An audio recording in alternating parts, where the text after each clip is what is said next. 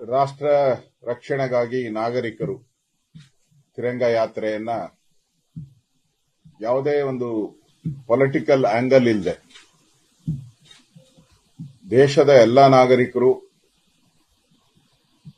ತಿರಂಗ ಯಾತ್ರೆಯಲ್ಲಿ ಭಾಗವಹಿಸಬೇಕು ಅನ್ನೋದು ನಮ್ಮ ಕೇಂದ್ರದ ನಾಯಕರ ಆಗ್ರಹ.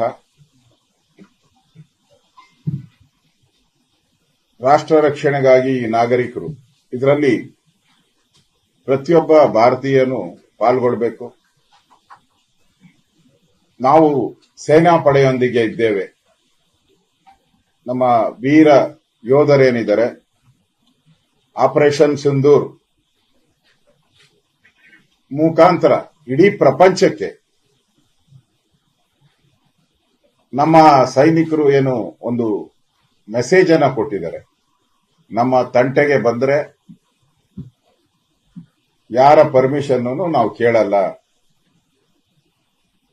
ನಮ್ಮ ತಂಟೆಗೆ ಬಂದ್ರೆ ನಾವು ನಿಮ್ಗೆ ಬುದ್ಧಿ ಕಲಿಸ್ತೀರಿ ಅನ್ನೋ ಒಂದು ವಿಚಾರವನ್ನ, ಅದರಲ್ಲೂ ನಮ್ಮ ನೆಚ್ಚಿನ ಪ್ರಧಾನಮಂತ್ರಿ ನರೇಂದ್ರ ಮೋದಿಯವರು ಯುದ್ಧ ಪ್ರಾರಂಭ ಆಗಕ್ಕೆ ಮುಂಚೆನೆ ನಮ್ಮ ಸೈನಿಕರಿಗೆ ಪೂರ್ತಿ ಸ್ವಾತಂತ್ರ್ಯವನ್ನ ಕೊಟ್ಟಿದ್ದಾರೆ.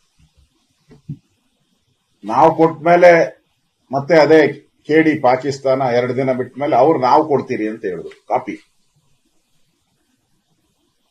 ನಮ್ಮ ಸೈನಿಕರು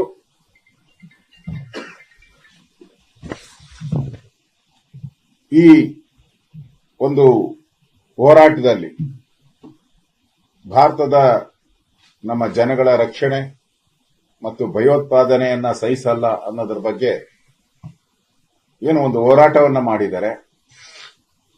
ಆ ಸೈನಿಕರಿಗೆ ನಾವು ನಿಮ್ ಜೊತೆ ಇದ್ದೀರಿ ಅನ್ನೋ ಒಂದು ಮೆಸೇಜ್ ಅನ್ನ ಕೊಡುವಂತದ್ದು ನಮ್ಮ ಕರ್ತವ್ಯ, ಪ್ರತಿಯೊಬ್ಬ ಭಾರತೀಯನ ಕರ್ತವ್ಯ. ಆ ದೃಷ್ಟಿಯಿಂದ ತಿರಂಗ ಯಾತ್ರೆಯನ್ನ ನಾವು ಕರ್ನಾಟಕದಲ್ಲೂ ಕೂಡ ದೊಡ್ಡ ಮಟ್ಟದಲ್ಲಿ ಮಾಡ್ತಾ ಇದ್ದೀರಿ.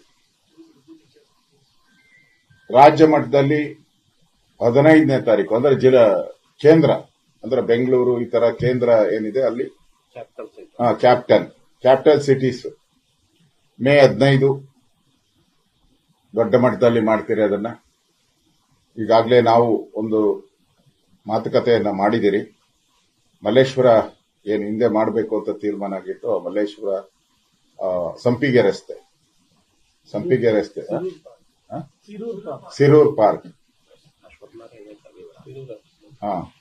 ಸಿರೂರ್ ಆಟದ ಮೈದಾನ, ಅಲ್ಲಿಂದ ಪ್ರಾರಂಭ ಆಗಿ ಮಲ್ಲೇಶ್ವರ 18ನೇ ಕ್ರಾಸ್ವರೆಗೂ ಈ ತಿರಂಗ ಯಾತ್ರೆ ಮಾಡಬೇಕು ಅನ್ನೋ ತೀರ್ಮಾನವನ್ನ ಮಾಡಿದಿರಿ.